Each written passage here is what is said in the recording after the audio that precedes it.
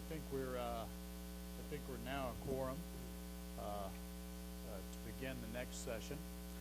And again, I'm Mike Ducker, outgoing chairman of CSI and current president of FedEx International.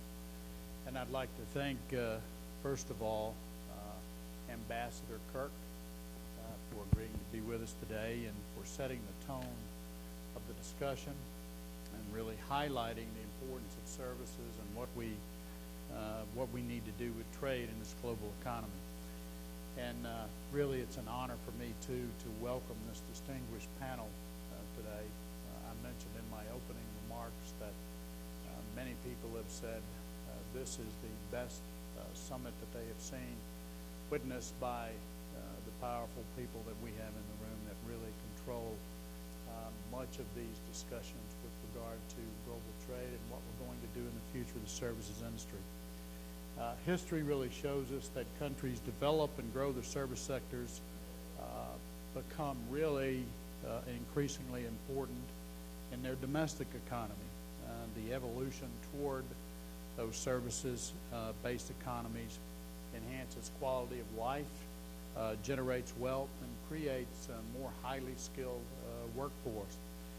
And it's also clear to us, we had quite a little discussion over breakfast this morning, that services goes hand in hand with manufacturing and agricultural productivity. The more efficient your service sector is, the more productive the rest of your economy is going to be. Services has enabled a rapid growth of global supply chains and all of the economic benefits that go with those.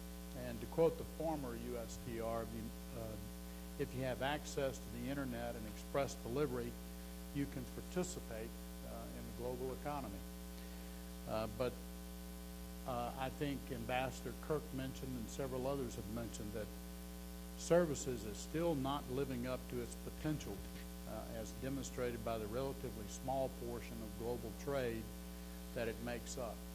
And what we want to do during this panel session this morning is to ask our distinguished panel to address those issues in some detail. I'm going to encourage them to hone in on some specific areas where policymakers, business, and others can focus our efforts to achieve meaningful and significant growth in services and services trade. And what we're going to do today is ask each minister to share with us their thoughts for 5 minutes or so regarding how the services sector and services trade empowers their economies. And we hope also that you can share with us the key services market opening initiatives that are ongoing at this point in time and what you're currently focused on to achieve greater liberalization in trade services. So again, let me thank you for being with us today, and we'll start with Minister Crean, if we could. Thanks very much, Mike, and the opportunity to be here. I think that when Bob Bastine extended the invitation and when I had the opportunity to talk with him earlier this year, it became obvious that this was a forum that, used properly, could hopefully put some momentum into helping us conclude the Doha round. I'll come to that in a minute, but so far as the services economy in Australia is concerned, very similar to that which exists here.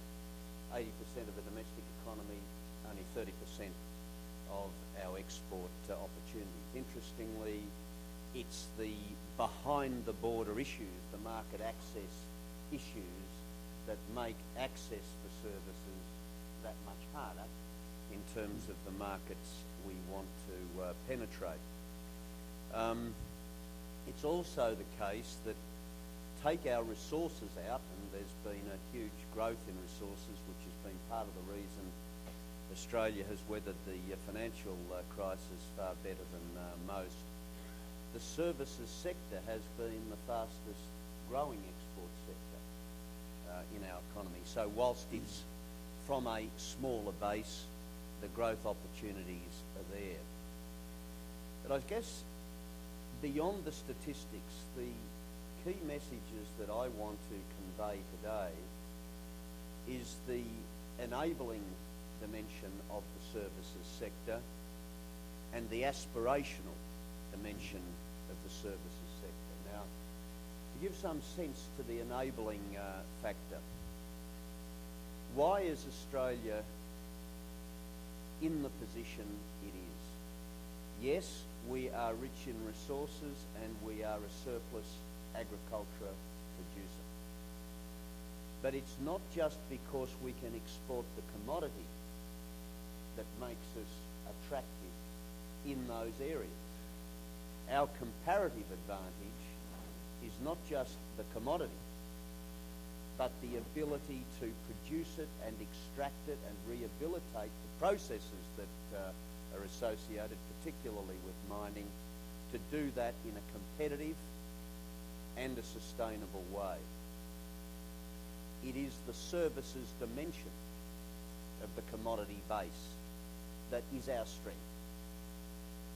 And therefore, we've got to, in our country, convince the markets that we're getting into that we don't just supply them with agricultural produce or commodities, we provide them also with the capacity for them to value add their food industry and their product market, or increase the efficiency of their agricultural market, or for that matter, and particularly this is true with a lot of the developing countries, with their resource base. How better to competitively extract that and to exploit it. So it's the services side of it. But I go further, and this is really, I think, the challenge here in the US, the manufacturing sector here. Look at the steel sector. I know from our country that our comparative advantage in steel making isn't just the fact that we have the resource, but we've developed technologies that are more efficient and more environmentally friendly than a blast furnace. That's the case here, no doubt, in the US. Take the auto sector. It is the US, and Australia for that matter, that has the full capability of taking a car from design to showroom floor. But who's the biggest market in the world? It's China. Who's the biggest manufacturer in the world? It's China. But it does not have the full range of that capability. So therefore, trying to argue the case that it's in their interest to embrace our services, our smarts, to help them develop that broadened capability, I think is a real opportunity. The same is true with India in terms of its automotive market. And similarly, take chemicals, another sector that in a manufacturing sense, the US sees strong opportunity for in the manufacturing sector.